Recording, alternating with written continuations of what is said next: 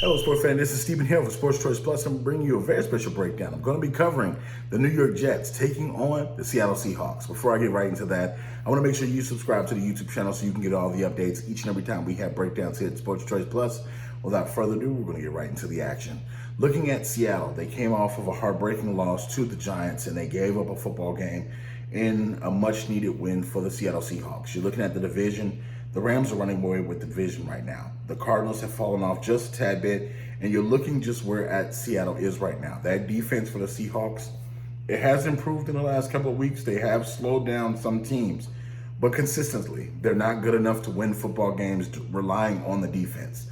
If Russ doesn't have a great game, they're tending to lose the football game defensively. You looked at yesterday and how the Giants were able to slow the football down. They were able to literally make it to where the wide receivers were non-existent for the Seattle Seahawks. They took advantage of offensive mistakes. When you're looking at Russ and he's putting the football on a receiver's hands or a running back's hands, and it's coming right off into a Giant's hands, literally, it's so much you have to ask Russ to do that it's almost unfair. Defensively, they have to get a better hold of the football as far as what they're doing. They have to stop teams, slow them down. Yes, I get it. The last couple of weeks, they've been slowing people down. I get it. I hear it. I hear it all the time. But it's going to rear its ugly head each and every time that Russ doesn't have a good game. And you know, they have the offensive weaponry to go off each and every game. I was excited to see that they're going to activate Josh Gordon, and he's been reinstated. DK Metcalf, I saw the big stiff arm, but I want to see him do more. He's compared to Megatron, so I want to see him demand the ball to where he's getting the double teams, he's getting the triple teams, which is going to open the rest of the field for the rest of his teammates. These are things that need to happen each and every week.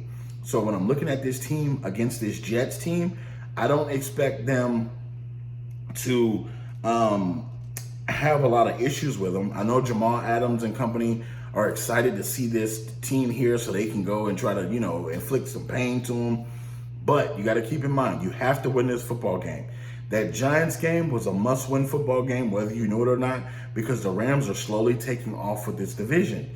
Russ, his MVP season is slowly going down the drain. So you have to think, okay, if I'm Pete Carroll, I'm going to dial up every blitz that I can. I'm going to try to make sure I got my guys in the right place. I'm going to be in that film room. I'm going to be studying because I do not want a chance to lose to the Jets.